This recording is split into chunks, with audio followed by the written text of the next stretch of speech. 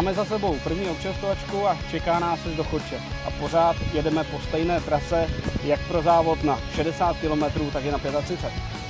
V tom sjezdu si dejte dole bacha, protože tam jsou ostré kameny, tak abyste nemuseli hned vyndávat montpáky a lepení.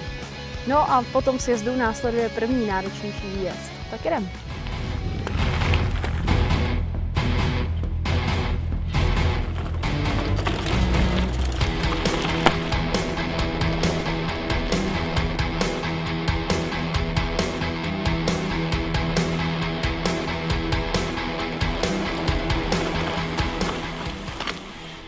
Jedu od startu a pokračuju tudy nahoru. Ještě jednou se na tomhle místě ale objevíme, a to až pojedeme do cíle, tudy a budeme pokračovat dolů.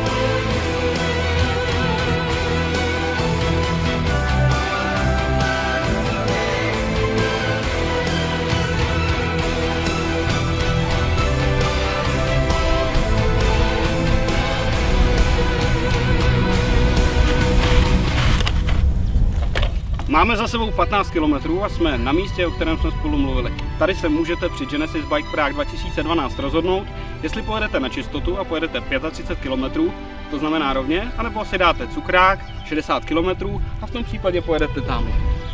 A taky se jim můžete těšit na velkou občerstvovačku.